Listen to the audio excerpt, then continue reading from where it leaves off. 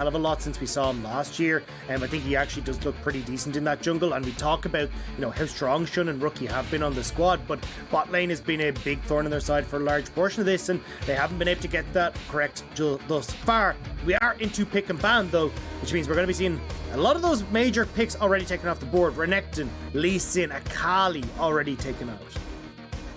Yeah, big solo lane carries as well. Of course, Nocturne sitting on a pretty decent win rate throughout all three roles, mid, top, and jungle. So definitely something you do not want to be giving the triple flex over, as IG don't feel like they want to first pick it either. And the last ban going to be the Karma here. So trying to deny Rookie on something that has that lane agency, but that does open up the Viego, and that is going to be locked and loaded here. That could go to pretty much anybody on the first three picks there for IG. Yeah, also big set, still up and available. Shie has been amazing on that. We've also seen Fearless take it. Kramer's Ezreal up and available as well. That has been his go-to pick even before we got into the Ezreal meta, so I wouldn't be surprised to see that locked in here. And alongside something like maybe the set, or actually going to be going over towards the Varus. I think this is a smart play here from LGD, trying to get something Kramer that's safe, has a little bit of agency. We talked about, of course, how weak both bot sides are, and if you're giving yourself an advantage on one end, you 100% should, as the Varus is locked in. You can see LGD taking their time with these picks now. They're trying to playing the game of what they want to take away, what they want to give themselves. They are going to give themselves the Volley Bear. That can go to Shadow or Fearness, and it is a slight denial there onto IG. I'm surprised to see the early Volley Bear though. I know that like we have seen kind of the fall off of Rumble, but both these Shun and Shadow have been the two premier Rumble players that we've had in the LPL, so surprised that we're not seeing that selected, instead going towards that Volley Bear. Now obviously that flexibility is wonderful, but it has been Shadow's played it twice that we've seen it on this LGD roster, so I imagine it is going towards Shadow in that jungle, and just trying to have again a jungler that has a lot of agency in the early game to go for these plays in towards the laners. Well, they're going to respond in kind and get their support and bot lane locked in. The Ezreal and the Leona. And Shia going towards the LeBlanc, something he is very, very comfortable on. Something he's very much shown in the past to be very potent and powerful with. But you now kind of opening up the rest of the bans here to kind of give that Ezreal Leona, you know, good agency here. I actually kind of don't really like it. You just ban away the Thresh, maybe the Nautilus. You're kind of putting the Varus into a very difficult position, especially with the all-in potential of the Leona. Yeah, I agree. And I think for LGD here, they're trying to put Rookie in an uncomfortable position, get rid of the Rise, who does well against LeBlanc. Silas, I imagine, will be the next one as well. And then you get the spot where Rookie maybe can go towards something like the Lucian, because we could potentially still see an AP jungler come out here from IG. And that has been something that Rookie has been pretty fond of thus far. It's been one of the few carry picks that we've seen him really bring out so far. But there's the Silas ban. You highlighted Penguin already. Your big analytical brain coming out for the supports as well. Potential for a Tahm Kench ban here. Wouldn't be surprised to see something like the Nautilus as well. Just doing pretty well against Leona, and also doing quite well against that Ezreal as well. Yeah, I'm learning as much as I can. And actually, fun fact, this is the most played champion for Shea on the LeBlanc. So he's got himself a 35 wins and 34 losses. So definitely teetering on a negative win rate, but still doing... 35 wins and 34 losses? Did you say? Yes. Yes, 35 wins, 34 losses. 69. You mean 24? Is it 20? No. I don't know, 34. but like what you said, he's won a single game, which I feel like is not true. He is one extra win on top of his 34 losses. Okay. Miscommunication there, bit of a miscommunication. The Nautilus is the ban, but because of that ban, it is the Tahm Kench that gets picked up. You got to use him while he's still good. The rework basically butchered him in the support role, so we will definitely not be seeing him in support after this patch. As we now see what IG, and you talked about the set, as you mentioned, and we got all the way down right until the final picks and for the side of IG. And you're honestly just totally fine to pick up the Diana here as well. You've got a pretty good idea of where everything is going to be going. And right now, I'm looking at the IG, you know, kind of all-in potential. There's not really a lock that can stop them on the side of LGD. Yeah, you're really hoping that this Tahm Kench is going to be able to keep this Varus safe, because you, as you said, like between the set jumping in, Leona, you got Diana to follow up on top of this, Viego with the Heartbreaker.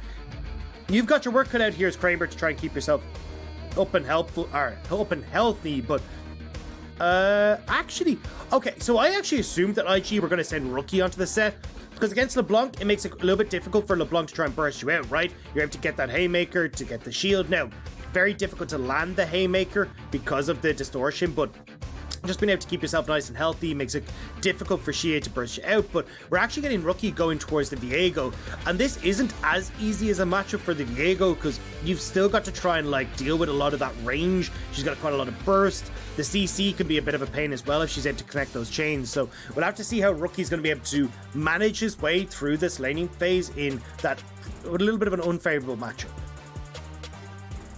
See how Rookie's able to pilot this Viego into that mid lane. Of course, the LeBlanc there. See if he's able to equal out the win-losses as this will be the 70th career game for Xie on this LeBlanc.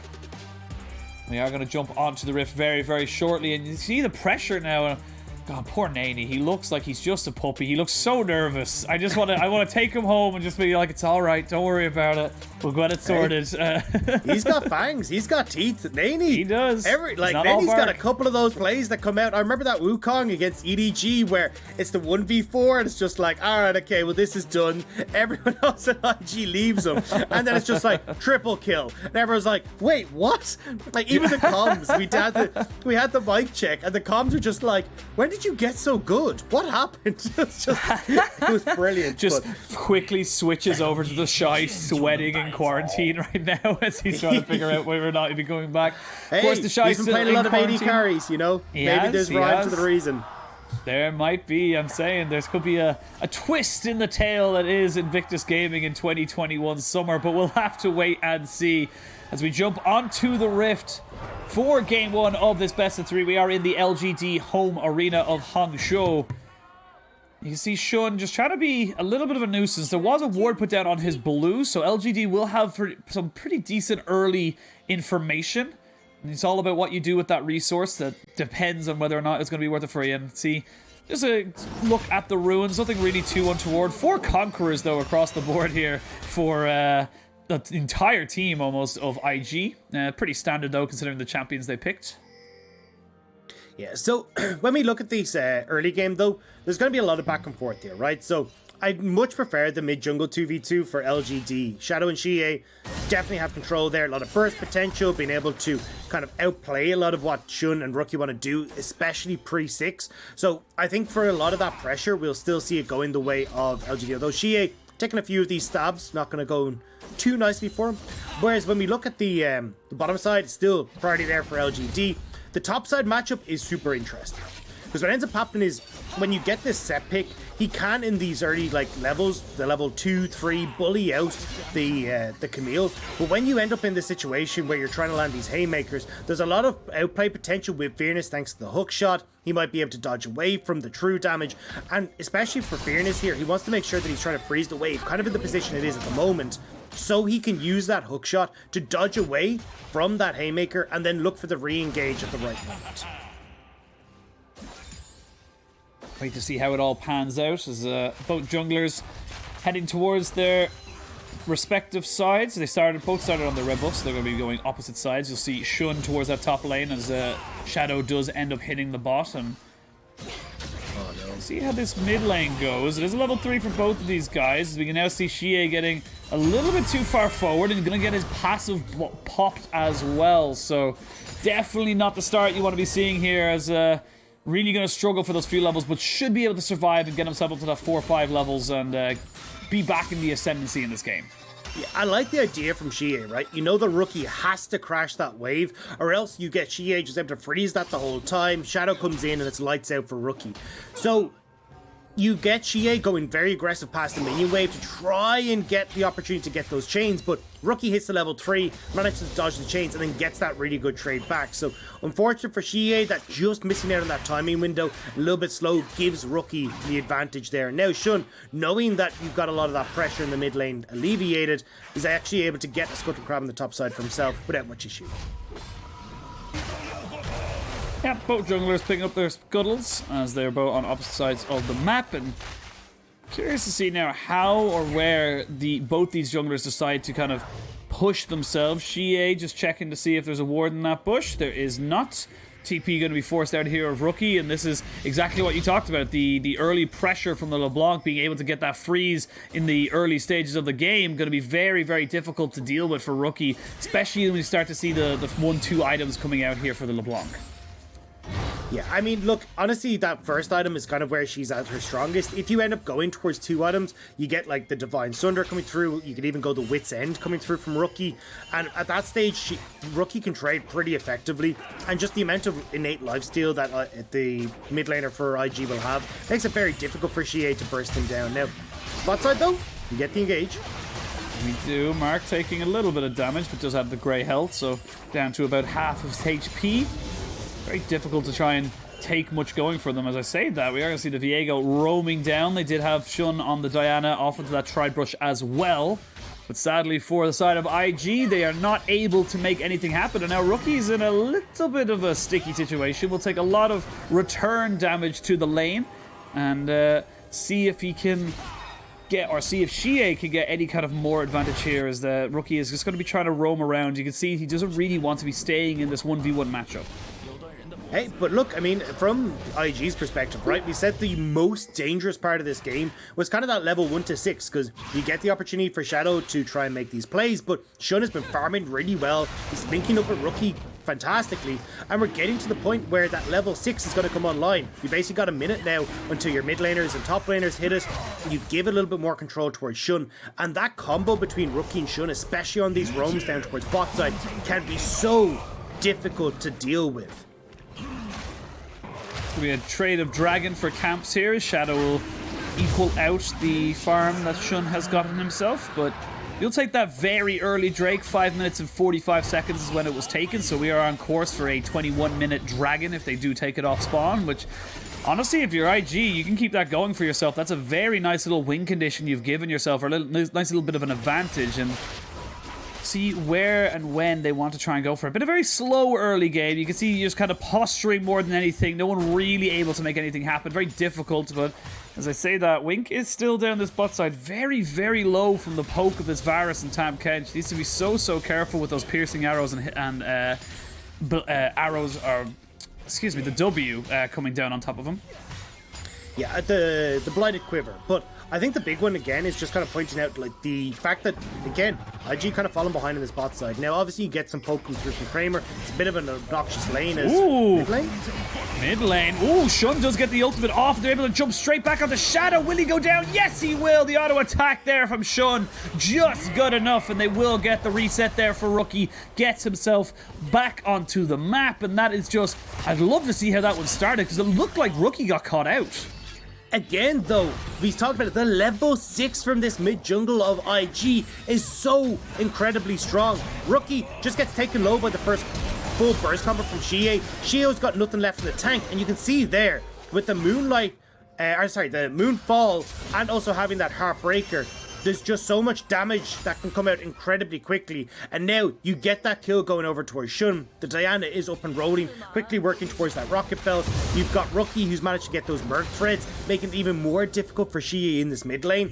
And IG have actually got themselves in a really good spot now.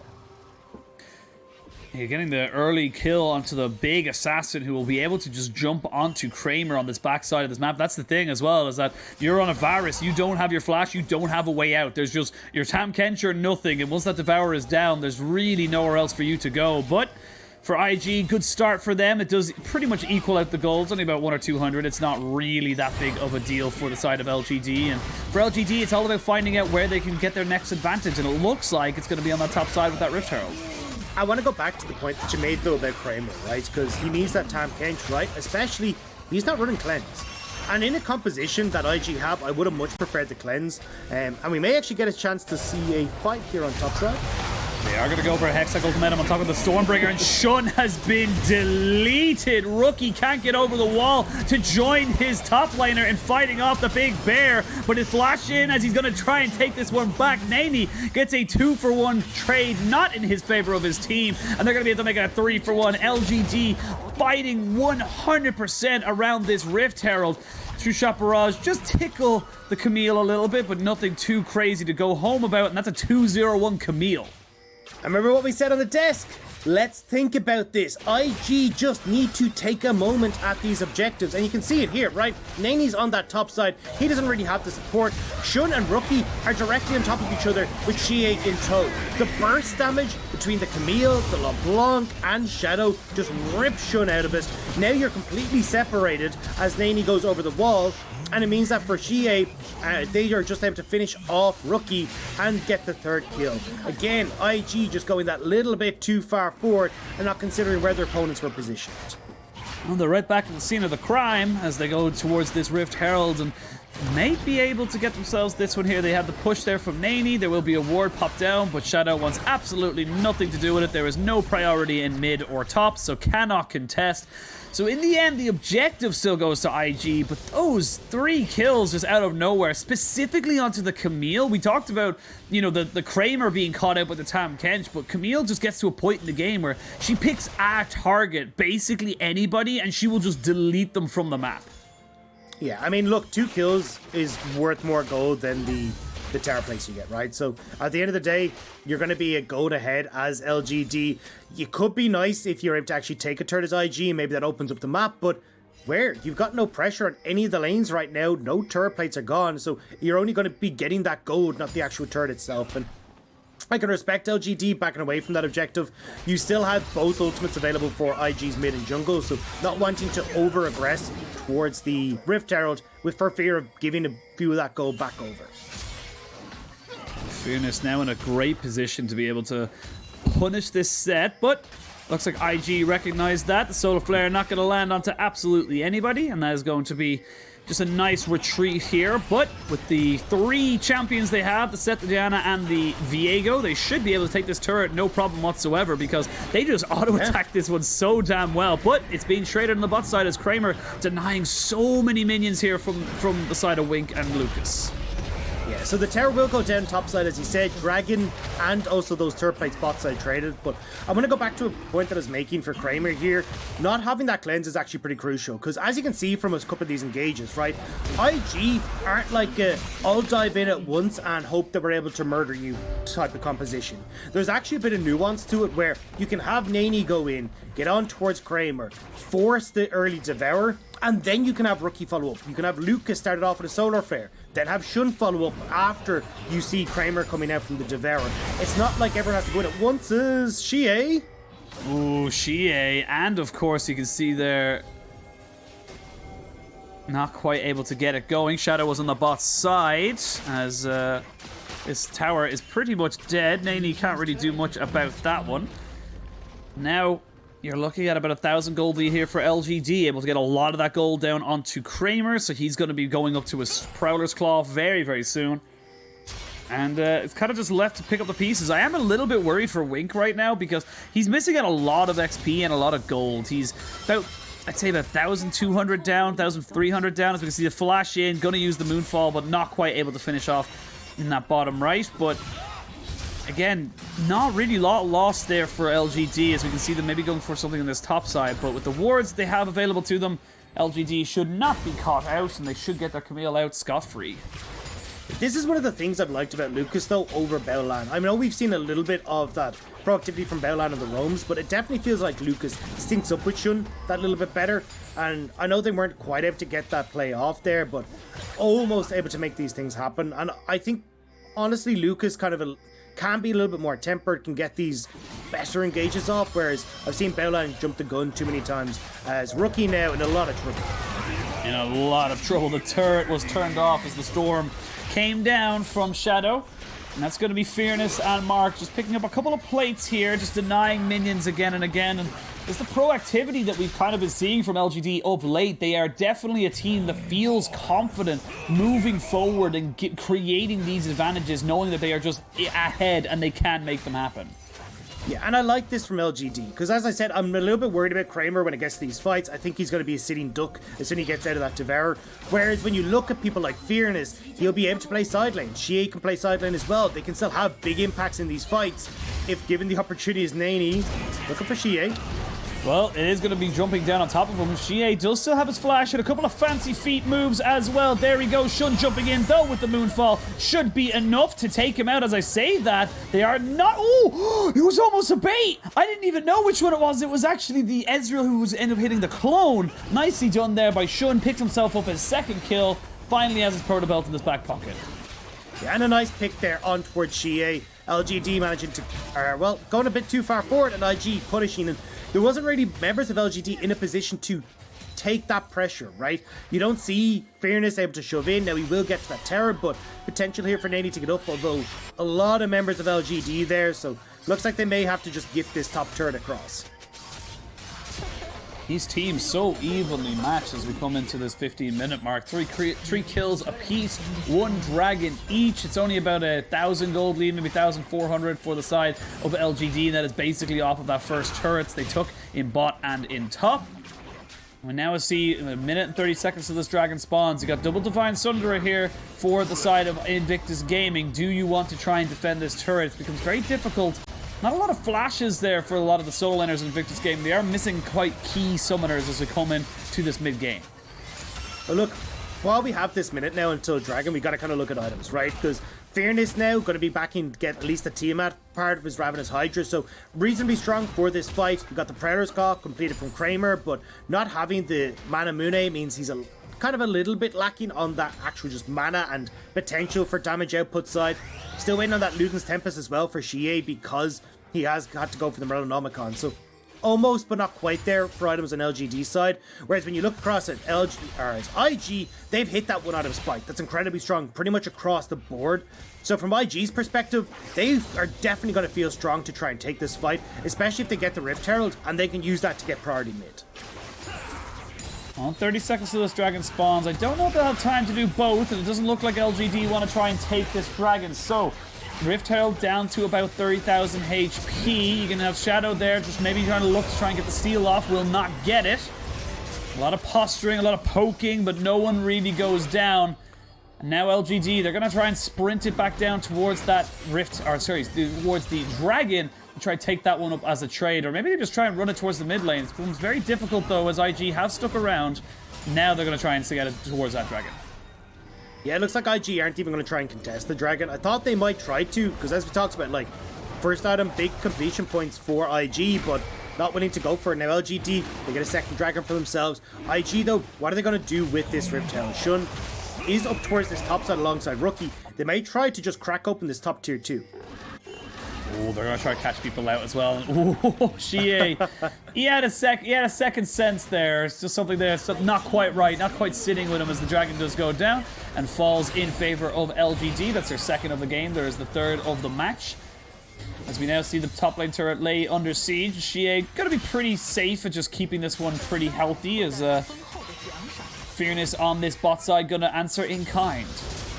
So I actually thought we'd get Fearness going towards the Ravenous Hydra second. He's going to go straight towards the Sterix instead. So Fearness very much aware that, hey, look, I need to be a threat in these team fights, and Sterix does that better. Where I get that big shield, I can be a lot more tanky with that Divine Thunder, and hoping that he'd be able to lock up members like Rookie, like Shun, and prevent them from being able to threaten the backline. But for LGD, the fact that they've got second dragon makes it a little bit easier. They don't have to go in towards the likes of these objectives that they're not really quite feeling. If they don't have the vision control for Kramer, if they're not sure where some of these flanks from IG can come in for, they can actually back away and live to fight another day.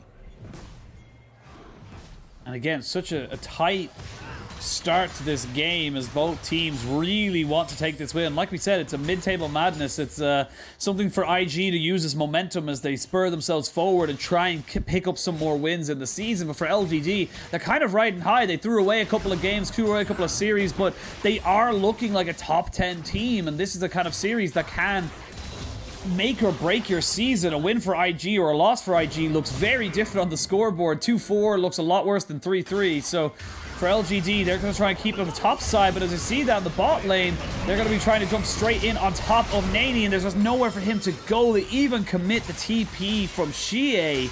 And this is going to be what's the reaction play now from IG. Well, it looks like it's going to be that Rift Herald in the mid, so going to try and trade the tier 1 and tier 2 mid for that tier 2 on the bottom side. Shadow, though, starting to sneak in behind. You still have TP for Fearness, so it looks like IG will get the hell out of dodge. They don't want to try and threaten anymore on this mid lane. We might get a tier 2 on the top side as well. That tower very, very low. And you can see IG, they know someone has to come and check this. They're going to jump into the Xie. Not quite able to land the ultimate there from Shun. And the call has been for Fearness to take this tier 2 on the bot side. And the call has been to take the tier 2 on the top side for the side of ED or IG as whoa! Lucas with the solar flare trying to bait out the Mimic. Not able to get back to Distortion. And they won't take that tower just yet. So it is just a trade of a kill for a tower and for a tower and a kill for a tower. This is a very different style of game than we usually see coming out from LGD though, because we tend to see Xie on like bruisers like the Silas, the Viego, the Set all being his most played, and he tends to be the front line. He's got the highest damage taken on the team. Like he's nearly triple the amount of damage taken when you look at someone like Fearness. Like this is the engage tool for LGD alongside Shadow.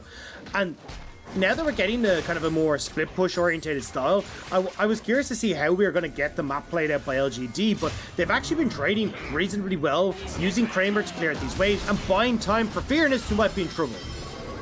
This is a bit of a 1v2. Nani does not have the damage. You can see there, they're going to be able to use the Tam Kench to bring in more people. This is a 1v2, and Fearness does not need to fear anything. Lucas goes golden, but only for a little while. Double kill. Now a 4-0-2 Camille. While that was all happening, we did end up having a 1v1 in that top side. But now IG, they know there's so many people on the bot side, they may just go for Baron.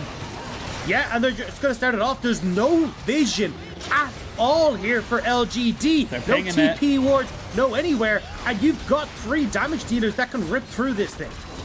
They are just going for it. Mark and Kramer are the only 2 people really to try and defend this one, but it's just gone. It's too late. You cannot have it. Nani does not quite get up in time to claim it, but a great opportunistic move here from Invictus Gaming. Yes, they lose mid lane. Yes, they lose 2 kills in the bot side, but they have the Baron so they can bring back this gold a little bit.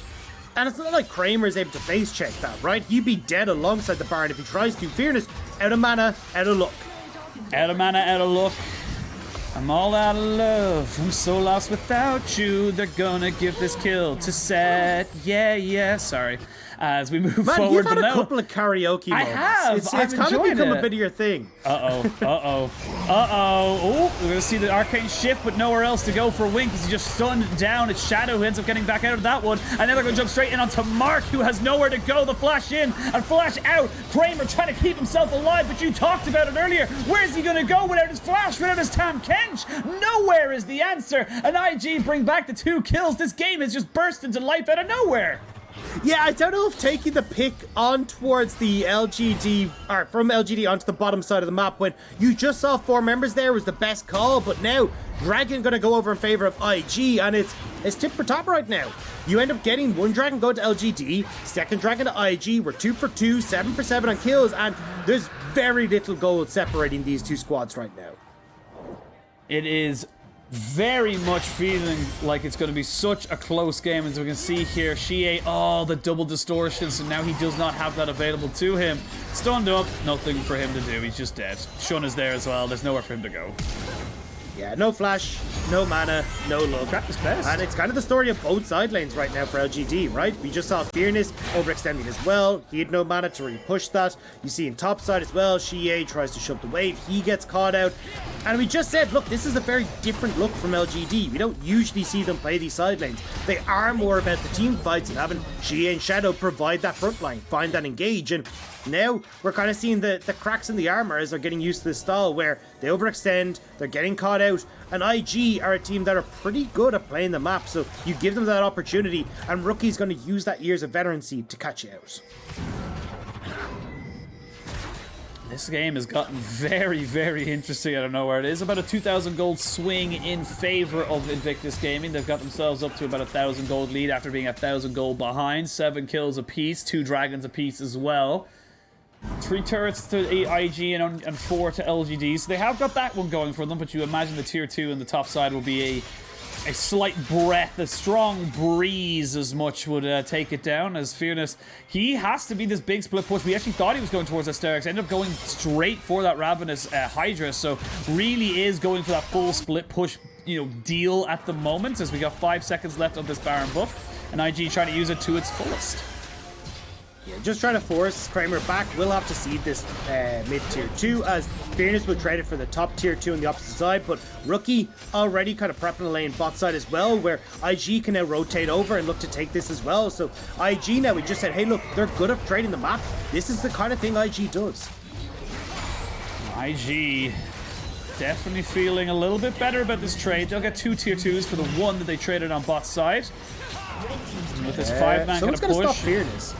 Someone does have to stop it. Everyone is going to go stop Fearness, but as I say that, GA does almost get completely obliterated, but they're going to lose an inhibitor turret for this Fearness, able to make a much favorable trade now in favor of LGD, and now can just hookshot himself out. No harm, no foul.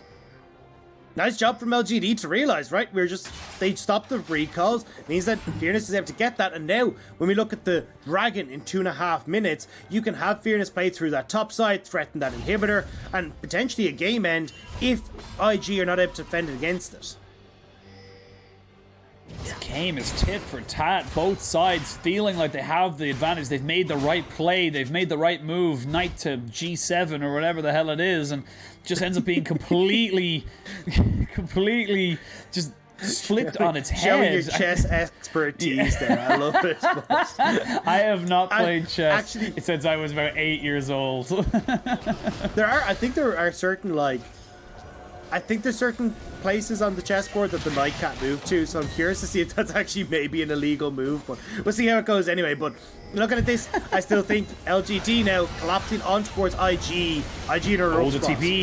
The TP coming in off the backside of this. Going to be the tower taking the top side, and then the fight could really begin. We're going to see the solar flare go down. That's actually landing on the 3 people here. There's the showstopper to try and start it all off. It's going to be actually Leona down straight away. They're trying to get the moonfall in. Kramer is dead, but look, you can't get Rookie, you can't get Wink into this fight. Now you can get them in here as Rookie starts to run through all of these different people. He's trying to get something going for him, but LGD are too strong. Shie is too good. Wink trying to get this one back. Quadra kill though for Shie as LGD find the fight, and they find themselves an advantage.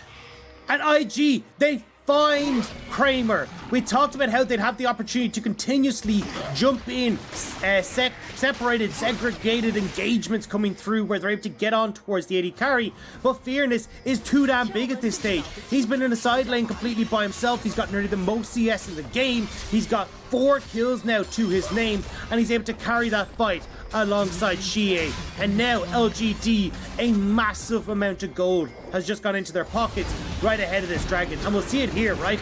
You get that initial engage on towards Kramer coming through where it looks a little bit dicey, but there you go, the Devourer coming through to keep him safe by Mark, and then actually we're just going to cut back out. We got the fight for the Dragon. Fearness has no mana. He had to use his last one to get the hook shot. Flashes away from the solar flare, as does Shadow from Rookie. But with 10 seconds till this Dragon, this puts IG on soul point. And yes, it was a 2,000 gold shift from 1,000 gold down to 1,000 gold up. It is going to be Invictus Gaming taking down this Drake and putting themselves on Ocean Soul Point.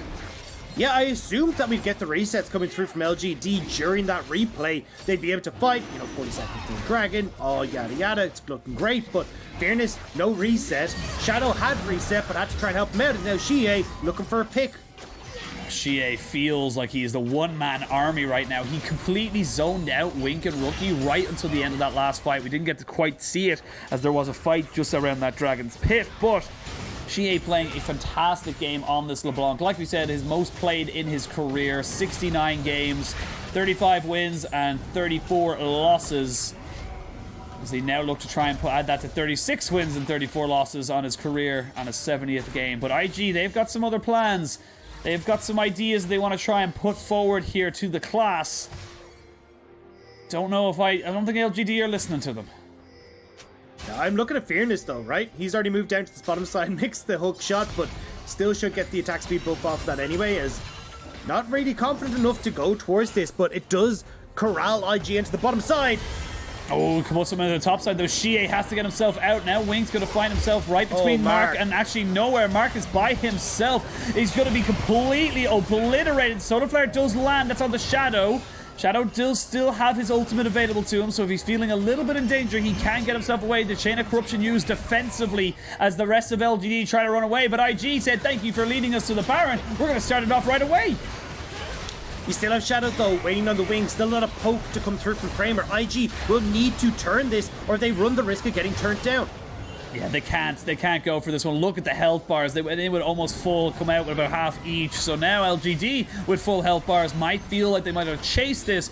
They're not feeling that comfortable just yet. They're going to back themselves away. It is a dead even game. And LGD, they're going to jump straight back on top of this. They now know it's going down. I think they got to back away. They were trying to be cheeky, but the little Scryer's Ward able to be used there. Blue Trinket saving the day for IG.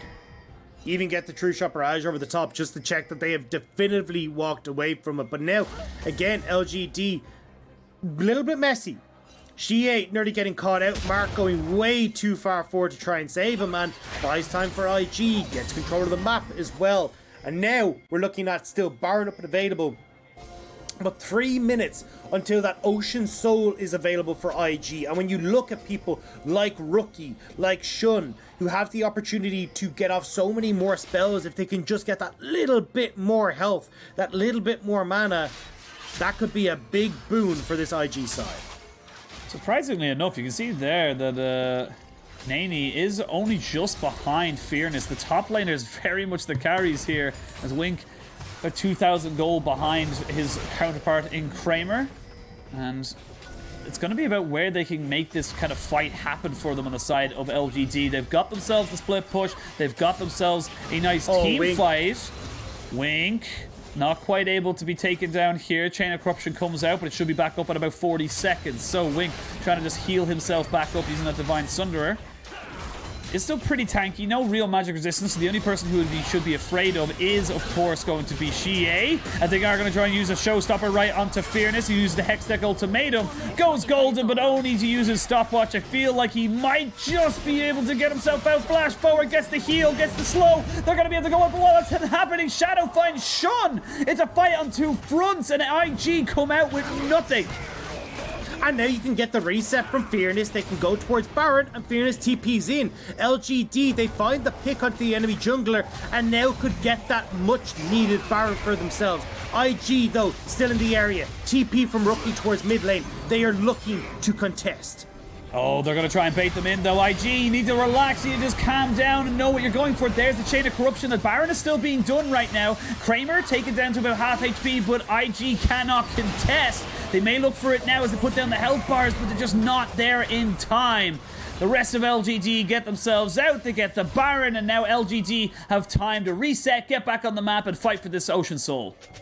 Just about. They need to reset right now, though. Shea still pushing in that top lane. Hasn't reset himself, but you can see here, while all the shenanigans are going on the bot side, Shun, he just gets run down by Shadow. Easy setup coming through for the chain. Shea does a good job of tethering that range just off from the side of the wall. And even in the 3v4, it's never going to go IG's favor.